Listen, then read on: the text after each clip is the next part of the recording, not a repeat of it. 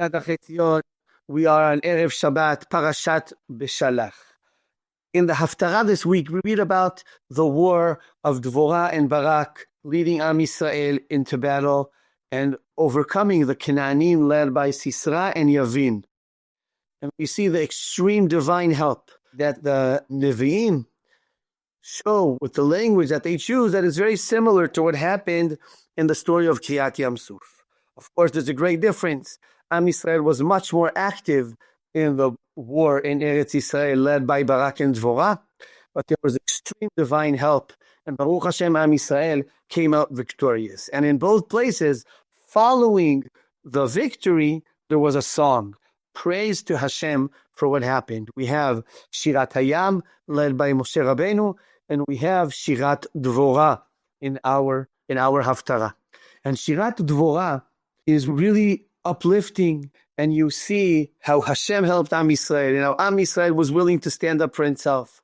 But there's one part which, when you read Shirat Dvorah, you move in uneasiness on your chair. It's not fun to hear this in the middle of this uplifting poetry. And then you read how there were tribes that did not come and join Am Yisrael when they were needed. They were called for help and they didn't come.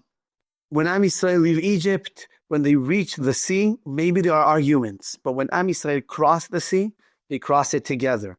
Chazal tell us that the ocean separated into 12 paths. But even though every tribe walked in their own path, there was this togetherness that came across in the song, Az Yashir Moshe Uvnei Yisrael. They're all singing together. Every tribe is unique, but there's an extreme bonding, this feeling of togetherness. They're all together in the story. But in Shirat Dvorah, we find out that there are 4 tribes that did not come. They were called upon and did not come. Dvorah describes Reuven as sitting with his cattle in the desert and just enjoying life, not feeling feeling disconnected from what is happening. Dan is taking care of his boats and his business. And the same thing with Gilad, that Harav Medan thinks is Shevet Gad, and also Shevet Asher. They all feel that they have their own business to deal with, and they don't feel the responsibility to go out and be part of the bigger story. It's as if going out and helping another tribe is a favor, and not this understanding that it's one unit. We're all together in the story. That is the message that Dvorah is trying to bring across. But this challenge continues to be with us throughout Sefer Shoftim, and we see again and again how every tribe is on its own. And once in a while, there are a few tribes that come together. When do we find a real, complete togetherness?